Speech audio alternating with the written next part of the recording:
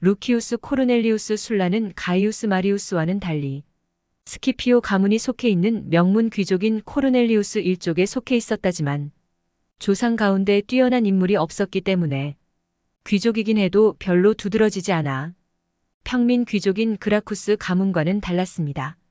그리고 그 탓인지 술라의 집은 가난했고 어려서 어머니까지 여의었다고 합니다. 로마에서는 단독주택을 도무스, 임대 아파트는 인술라라고 불렀는데 술라는 귀족이면서도 인술라에 살고 있었다고 합니다. 완벽한 모국어 라틴어를 사용하고 그리스어에도 능통했지만 이런 학업을 창녀들이 보태주는 돈으로 이루었다고 합니다. 젊은 시절에는 호방한 성격으로 일개 졸병한테도 농담을 던져 관계를 부드럽게 하고 병사들의 요구를 피부치처럼 정성껏 들어주어 평판이 좋았다고 합니다. 상관에 대해서는 예의를 지키면서도 의연한 태도를 잃지 않았고 할 말은 거리낌 없이 했다고 합니다. 술라는 32세 때 마리우스의 휘하에서 회계감사관으로 복무했습니다. 회계감사관은 보통 총무나 격리 업무를 하는데 술라는 직접 기병대를 이끌고 전선에 참가하고 훌륭한 전과를 거둡니다. 외교에 자신이 없는 마리우스를 대신해 적국의 왕과 교섭하는 역할도 맡습니다. 술라의 외교적 활약으로 적국의 왕 보쿠스는 동맹국의 왕 유구르타를 사로잡아 술라에게 넘김으로써 유구르타 전쟁은 끝이 나게 됩니다. 이 유구르타와의 전쟁이 술라의 화려한 데뷔 무대였습니다. 이후 술라는 이탈리아 내 로마의 동맹국들이 로마 시민권을 요구하며 일으킨 동맹시 전쟁에서 활약하게 됩니다. 동맹시 전쟁이 로마 시민권의 조건을 완화시키며 끝나고 술라는 이드메인 기원전 88년 집정관에 당선됩니다. 그리고 그는 그의 소원대로 오리엔트 전선을 담당하는 임무를 맡게 됩니다. 이탈리아 반도 내에서 전쟁이 일어나자 오리엔트의 왕 중 한 명인 미트라다테스가 불온한 움직임을 보였고 술라는 미트라다테스와 싸우기 위한 준비에 들어갑니다. 하지만 술라가 오리엔트 정벌의 지휘권을 얻은 것이 마음에 안 들었던 마리우스가 회방을 놓습니다. 오리엔트 정벌을 마리우스가 지휘하도록 바꾸는 결의가 통과되고 이에 반대하는 세력과 난투극이 벌어집니다. 술라는 간신히 살아남아 로마에서 피신합니다. 술라는 자신의 명예가 더럽혀졌음을 과거 동맹시 전쟁을 같이 치른 병사들에게 밝힌 다음 로마로 진격합니다. 마리우스는 집정관이 군대를 이끌고 수도로 쳐들어올 거라고 생각하지 못했고 술라에게 제압되어 에트루리아 지방으로 달아나게 됩니다. 술라는 민회나 평민 집회에서 의결된 사항도 원로원의 승인을 얻지 못하면 실시되지 않는다는 법안을 제출했고 술라를 두려워한 시민들은 반대를 하지 못하고 이를 가결시킵니다. 술라는 마리우스 일파를 반역자로 선언하고 숙청을 시작합니다. 로마 내부를 정리한 술라는 미트라다테스를 정벌하기 위해 오리엔트로 향합니다. 술라는 자신의 다음 집정관인 킨나를 불러 술라가 성립시킨 법을 지키겠다고 최고신 유피테르에게 맹세하도록 하나 킨나는 술라가 로마를 떠나자 바로 태도를 바꿔 마리우스를 불러들입니다. 이때 마리우스에 의한 피해 복수국이 시작됩니다.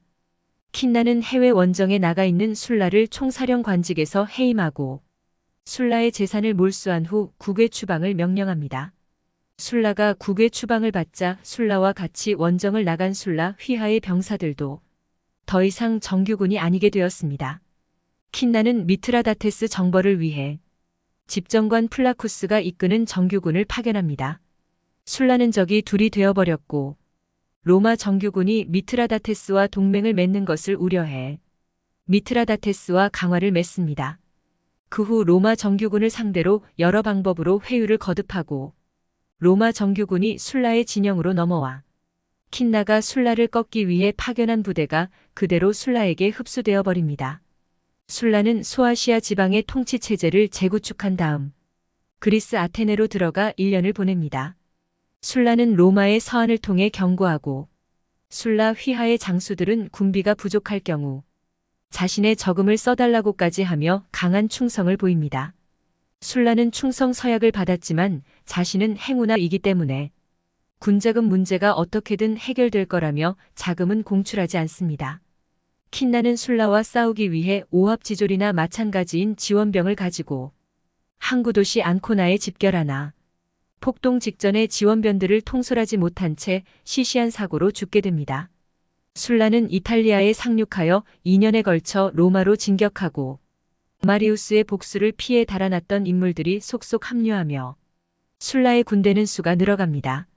그리고 동시에 로마 정규군의 숫자도 늘어나 술라의 군대와 로마 정규군의 치열한 전투가 치러집니다.